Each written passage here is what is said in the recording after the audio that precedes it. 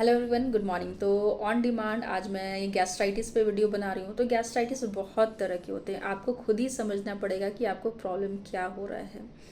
तो अगर आपको हाइपो एसिडिटी की प्रॉब्लम है जिसमें एसिड आपका कम बन रहा है, तो आप बहुत सारे जो फूड हैं अगर आप जो है डाइजेस्ट ही नहीं कर पाते होंगे कि बहुत ज़्यादा जो है फूड ले रहे हैं या फिर बहुत जल्दी जल्दी खा रहे हैं, तो आपको जो है डाइजेशन ही नहीं हो रहा होगा कि सुबह खा लिए शाम तक वो डाइजेस्ट ही नहीं हुआ है। अगर ऐसा हो रहा है तो आपको हाइपो एसिडिटी की प्रॉब्लम है।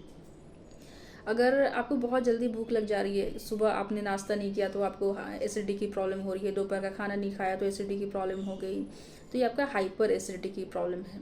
अगर आपको कुछ स्पेसिफिक फूड खाने के बाद प्रॉब्लम हो रहा है, जैसे कि आपको कोई भी रोटी वगैरह खाने के बाद हो रहा है या फिर जो है मिल्क खाने के बाद हो रहा है, तो यहाँ पे इंटॉलरेंस की बात है कि ये आप टॉलरेट ही नहीं कर पा रहे हो। बहुत लोगों को जो है फर्मेंटेड फूड खाने के बाद होता है, तो फर्मेंटेड फूड खाने के बाद हो रहा है, दैट मीन्स कि हाइड्रोजन आयन ज़्यादा बन रहे हैं आपके बॉडी में।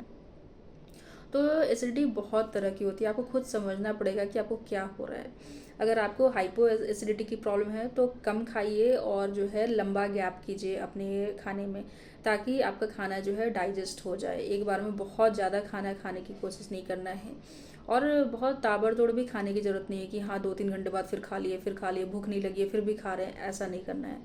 अगर आपको हाइपर एसिडिटी की प्रॉब्लम है, अगर एसिडिटी बहुत ज़्यादा हो रहा है और इसमें क्या है कि आपको भूख बहुत ज़्यादा लग रही है कि अगर खाना नहीं खाते तो एसिडिटी की प्रॉब्लम हो जाती है, तो उस केस में जो है आपको हर 2-2 3-3 घंटे पे खाना है, लंबा गैप नहीं करना है। लंबा गैप करेंगे गैस्ट्रिक प्रॉब्लम रहेगा।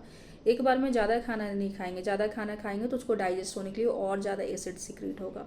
खाने के साथ पानी नहीं पीना है, 1 घंटे के बाद पानी पियेंगे। कोल्ड ड्रिंक, सोडा, चाय, कॉफ़ी, ये सब एसिडिक की नेचर होता है, तो ये सब चीज़ अवॉइड करेंगे। कोई खट्टा फल जैसे आंवला, लेमन, ऑरेंज, पाइनएप्पल, टमाटो, टाइमंड, ये सब जो है आप नहीं लेंगे अगर हाइपर एसिडिटी की प्रॉब्लम है। अगर हाइपो एसिडिटी की प्रॉब्लम है जहाँ खाना आपको डाइजेस्ट नहीं हो रहा है, वहाँ पे अगर आप सिट्रस फ्रूट लेंगे तो वो आपके लिए आराम करेगा।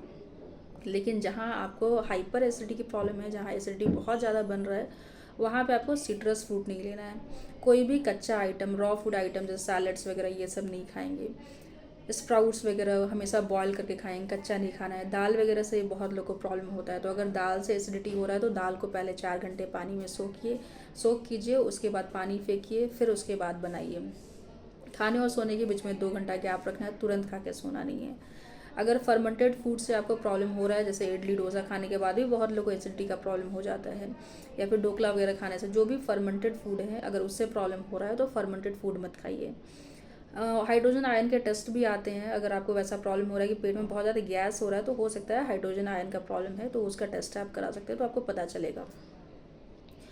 और अगर आपको किसी चीज़ से इंटॉलरेंस है, जैसे कि आपको मिल्क वगैरह से खाने से प्रॉब्लम हो रहा है, वीट खाने से प्रॉब्लम हो रहा है, या फिर कुछ वेजिटेबल खाने से, कुछ फ्रूट्स खाने से प्रॉब्लम हो रहा है, तो ये आईबीएस की प्रॉब्लम है, इरिटेबल बाउल सिंड्रोम बोलते हैं इसे। तो इस केस में आपको हो सकता है लूज मोशन हो, या फिर जो है कॉन्स्टिपेशन हो, या फिर कॉन्स्टिपेशन होने के बाद लूज मोशन हो जाए, हमेशा पेट जो है ब्लोटेड रहे, तो ये आईबीएस का सिम्टम्स है। और इसमें बहुत ज़्यादा रिस्ट्रिक्शन होता है, वीट आइटम, मिल्क आइटम कुछ भी नहीं लेना होता है। वेजिटेबल में जैसे कि आपका कैबेज है, कॉलीफ्लावर है, ब्रोकली है, स्वीट कॉर्न है, मशरूम वगैरह है। फ्रूट्स में जैसे मैंगो है, एप्पल है, वाटरमेलन है, चेरीज़ वगैरह है, ये सब आपको अवॉइड करने हैं। नट्स वगैरह अवॉइड करना होता है। तो बहुत ज़्यादा आईबीएस में बहुत ज़्यादा रेस्ट्रिक्शन होता है।